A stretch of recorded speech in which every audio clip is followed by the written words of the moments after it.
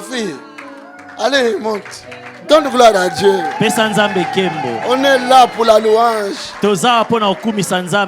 Oui. Bonjour, Église. Je viens témoigner la grandeur du Dieu de ADV dans ma vie. Moi, je suis un pur produit de ADV. Et le Seigneur agit.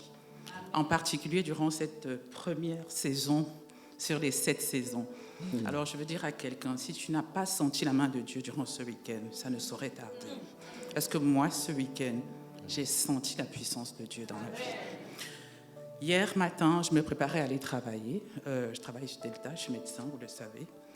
Et avant de partir, j'ai insisté pour dire au revoir à ma fille. Me dire, bon, je ne la verrai pas, peut-être pas après, parce que je viendrai directement à l'église. Je suis allée dans sa chambre, j'ai essayé de la réveiller. Elle ne se réveillait pas, ma fille. Je l'ai secouée, elle ne réagissait pas. Elle était complètement cataplexique. Elle ne répondait pas aux ordres simples. Elle était comme morte. Et je me suis dit, non, qu'est-ce qui se passe? Je ne comprends pas. Est-ce qu'elle fait semblant? Non. Je me suis mise à la pincer, à la stimuler, elle ne réagissait pas. J'ai mis de l'eau froide sur elle, elle ne réagissait pas. Je me suis dit, non, Seigneur, nous sommes dans les 3 premiers jours de prière. Ça ne peut pas se faire dans ma vie. Et je me suis remémoré la prière de Papa Tony du vendredi. On a brisé les autels par rapport à l'évangile sur Élie. On a parlé d'Élie en tout cas, du feu du ciel. Et j'ai commencé à déclarer les paroles de Papa.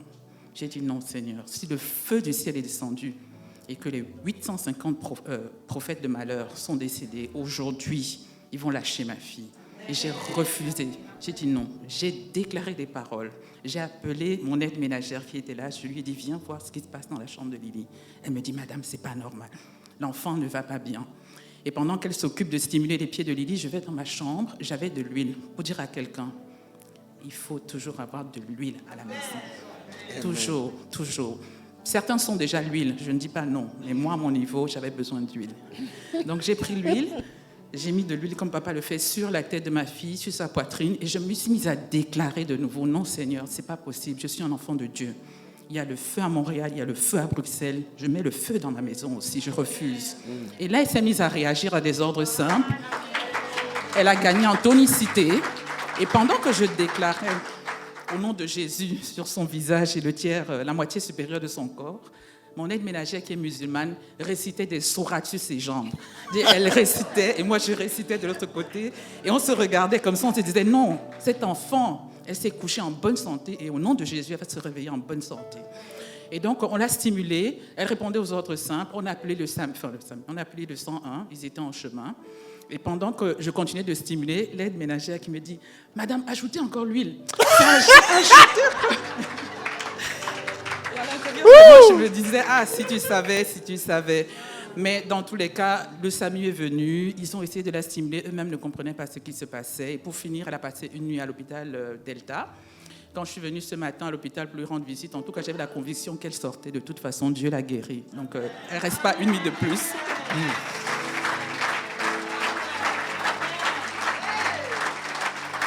Elle est sortie. Elle est où?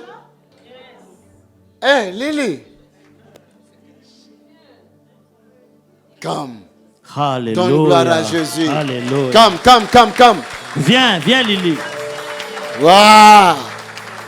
Vous savez, avoir un enfant à la maison, c'est une responsabilité. Vous savez, avoir un enfant à la maison, c'est toute une responsabilité. Hein? Moi, Un tel enfant, ne pas se réveiller. mais ta vie, ça sera comment? Mais bon, moi, il est commandé. Connaissons Dieu. Et savons comment aussi résister au diable. Ça va, ma fille? Tout va bien maintenant? Moi, ça va mieux. Très bien. Ouais.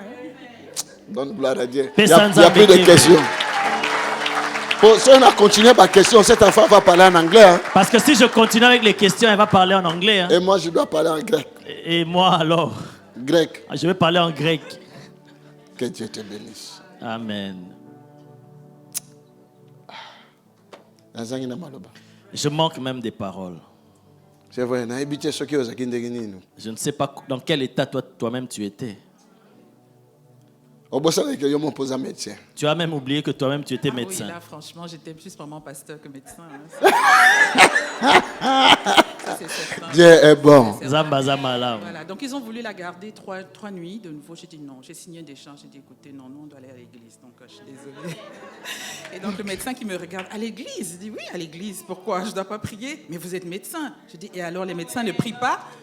Il s'est saisi, il me dit oui, mais il faut d'abord aller au niveau médical et voir. Et puis je lui ai demandé, mais est-ce que vous savez que votre connaissance, c'est Dieu qui la donne? Il dit oui, je crois en Dieu. Mais bon, le médecin croit en Dieu pour son salut, mais pas pour le quotidien.